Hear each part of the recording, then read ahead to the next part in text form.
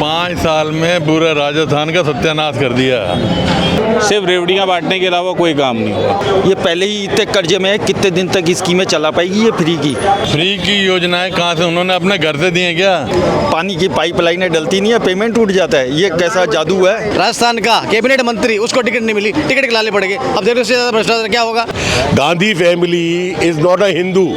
वो मुसलमान थे, आज भी मुसलमान हैं। शुरू से उनका सॉफ्ट कॉर्नर मुसलमानों के प्रति है। राज पाने के लिए उनको डरा धमका करके और उनमें टेरर पैदा करके उनको एकजुट कर लिया जाता है। कांग्रेस की बिल्कुल पतंग कट गई है। अब तो सद्दे में चल रहे, मंजा तो हमारे पास है। वो काटा।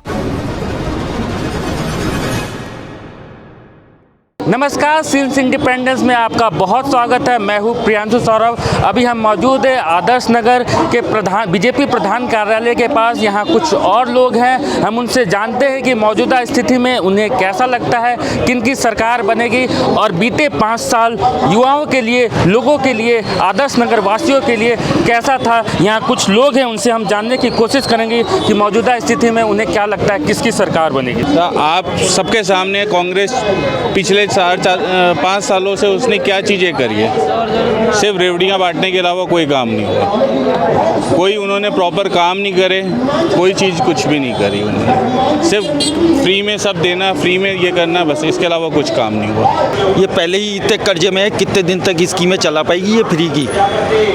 आपको खुद को ही नॉलेज होगी कि कितने करोड़ का कर्जा राजस्थान में 5 साल पहले था और अब कितना है। तो ये फ्री की योजना ज़्यादा चलने वाली नहीं है। इसके लिए फंड चाहिए, तो फंड आएगा कहाँ से? ईडी देख नहीं रहे आप कैसे आ रही है यहाँ पे? करोड़ों रुपए का पानी की पाइपलाइनें डलती नहीं है, पेमेंट टूट जाता है। ये कैसा जादू है? ये कैसा जादू हो रहा है? अच्छा, ये बताइए, ईडी की आप बात बता रहे हैं। कांग्रेस ये बोलती है जहाँ जहाँ सरकार कांग्रेस की रहती है वहाँ ईडी का रेट लगता है, जहाँ जहाँ बीजेपी की सरकार रहती है वहाँ ईडी का रेट। आपके मेरे घर तो ईडी आई नहीं ना। जहाँ भ्रष्टाचार होगा वहीं जा रही है, वहीं ईडी आ रही है। जहाँ भाई गुड़ होगा वहीं पे ही मक्खी जाएगी। पानी आया नहीं है और पानी पिला दिया। पाइपलाइन डली नहीं है, डल गई। अरे हमको पता है, हम आगरा रोड निवासी है सर।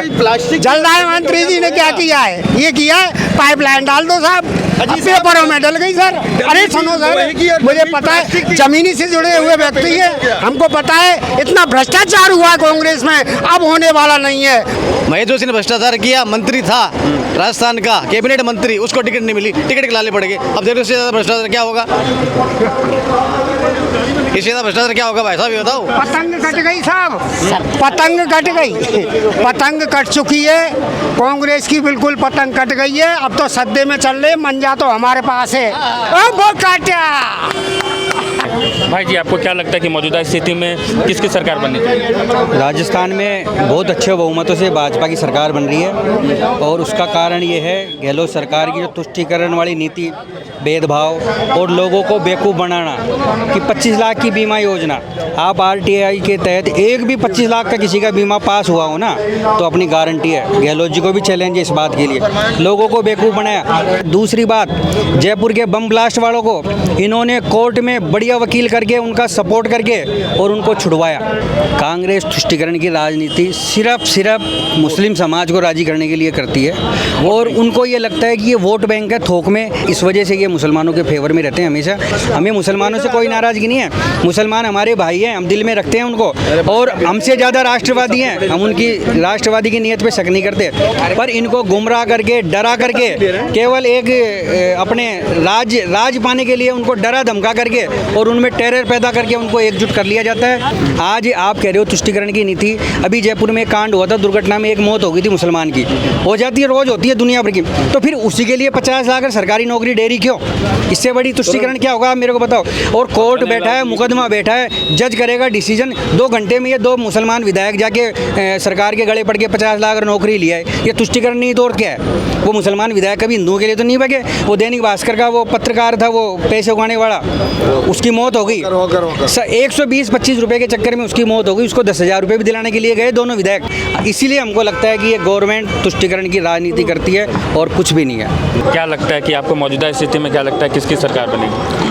सरकार तो कमल की ही बननी है। सबको लेकर जो चलने का कार्य करती है वो भारतीय जनता पार्टी करती है। कांग्रेस ने तो अपने जीवन काल में अध्यक्ष भी अभी चेंज किया, खड़गे जी को अभी लाए, पूरा परिवार ही, एक परिवार ही अध्यक्ष बनता रहा, तो वो अपना ही स्वार्थ जानते हैं। और कांग्रेस कहती है कि हम बेरोजगारी को दूर करेंगे। जिस घर से 3 प्रधानमंत्री बन चुके हों और वो कहते हैं कि बेरोजगारी अभी भी है, तो विचार करना चाहिए कांग्रेस को। आप घर घर में गृहिणियों को मोबाइल दे रहे हैं, आप उनको मोबाइल देने से क्या होगा? जहां पर वैट पर बात आई तो वहां पर वैट पे 1 रुपये कम नहीं किया। देश के हित के लिए, सरकार के हित के लिए कहाँ कार्य किया गया?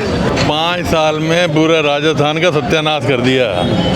सरकार तो अब बीजेपी की ही आएगी और इसमें कोई संदेह या शक शुबा की बात नहीं है। आप बोलते हो कि बीते 5 साल में कांग्रेस ने कुछ नहीं किया है, लेकिन उसी तरफ अशोक गहलोत भी बोलते हैं उन्होंने फ्री की योजनाएं दी है, मुफ्त मोबाइल फ़ोन दिया है, चिरंजीवी जैसे 25 लाख की योजनाएं मतलब दी है, तो वो तो अपनी उपलब्धि गिना रहे हैं। फ्री की योजनाएं कहाँ से? उन्होंने अपने घर से दिए क्या? ये जनता का पैसा है जो जनता के काम में नहीं आ रहा, फ्री में ही जा रहा है। वो सिर्फ लोगों को फ्री में माल देने का लालच दे के और जो है वोट लेना चाहते हैं, कुछ नहीं मिलेगा अब। आप बताएं भाई जी, क्या लगता है कि इस बार का चुनाव किस मुद्दे पर लड़ा जाएगा और राजस्थान की जनता क्या सोचती है? सिर्फ और सिर्फ विकास के नाम पे लड़ा जाएगा चुनाव और निश्चित रूप से भाजपा जीतेगी। जो विकास 5 साल से रुका हुआ है वो विकास अब होगा, कंप्लीट होगा। विकास उन्होंने सिर्फ अपना किया है, जनता का कोई विकास नहीं हुआ है। जो विकास हुआ आपको भी पता है, अंदर खाते आज ये कहाँ थे और कहाँ पहुँच गए, अरबों रुपए कमा गए। ये कोई विकास के नाम पे इन्होंने जो किया है जनता सब जानती है। जनता जवाब देगी। कुछ और जनता से बात करते हैं और समझते हैं कि मौजूदा स्थिति में यहाँ के युवा, यहाँ की जनता क्या समझती है कि किसकी सरकार बननी चाहिए। यहाँ कुछ युवा हैं, हम उनसे बात करते हैं। क्या लगता है कि मौजूदा स्थिति में कांग्रेस ने क्या कुछ किया है और किसकी सरकार आप? देखिए, सरकार तो ये तो तय है कि सरकार तो भाजपा की आनी हुई है, क्योंकि कांग्रेस ने युवाओं के साथ छलावा किया है। कांग्रेस ने ऐसा कोई वर्ग नहीं छोड़ा जिस वर्ग के साथ कांग्रेस ने छलावा नहीं किया हो, चाहे वो युवा हो, चाहे वो किसान हो, चाहे वो व्यापारी हो, चाहे वो महिला हो, हर वर्ग के साथ कांग्रेस ने छलावा किया है। और ये सब आप लोग देख ही रहे हैं। और अगर जिस विधानसभा में आप रहते हैं, अगर उस विधानसभा की हम बात करें तो उस विधानसभा के अंदर तुष्टीकरण की राजनीति का काम कांग्रेस सरकार ने किया है। तुष्टीकरण से आपका क्या मतलब है? तुष्टीकरण से मतलब ये है कि यहाँ पर रफ़ीक खान साहब यहाँ के विधायक थे, विधायक ने किस पता लग गया कि ये भारतीय जनता पार्टी का कार्यकर्ता है, तो उसको किस प्रकार से नुकसान पहुँचाया जा सकता है। अगर रोड बन रही है, उसका घर रोड के अंतिम पहलू पे आता है, तो उसके घर पे रोड नहीं बनेगी। एक यहाँ अंबेडकर भवन है, अंबेडकर भवन के अंदर हमने जब डीसी से मुलाकात की तो डीसी ने ये कहा कि अंबेडकर भवन का जो रजिस्टर है, गवर्नमेंट एक संस्थान है, उसका रजिस्टर एक कांग्रेस के एक नुमाइंदे के पास है जो कांग्रेस की दलाली करता है, उसके पास रजिस्टर है। और सबसे बड़ी बात, एक अंबेडकर भवन जिस उद्देश्य से बनाया गया था, क्या हम कह सकते हैं कि अनुसूचित जाति के लिए बनाया गया था, आज तक का रिकॉर्ड है कि उस अंबेडकर भवन में एक भी अनुसूचित जाति के किसी भी व्यक्ति का विवाह वहाँ नहीं हुआ है। एक समुदाय विशेष के लोगों के लिए ही अंबेडकर भवन काम में आया है। कुछ और लोग से बात करेंगे और जानेंगे कि मौजूदा स्थिति में उन्हें क्या लगता है, किसकी सरकार बनेगी। लोग आरोप लगा रहे हैं कि कांग्रेस तुष्टीकरण की राजनीति करती है। भाई जी आप बताएं, एक आरोप लगता है कांग्रेस पर कि कांग्रेस तुष्टीकरण की राजनीति करती है, एक विशेष समुदाय को समर्थन देती है, आप इसे कैसे देखते हैं? ये तो जग जाहिर है, कोई कहने की बात ही नहीं है, ना किसी को सुनाने की, ना किसी को बताने की बात है। वो करती है, करती थी और करती रहेगी।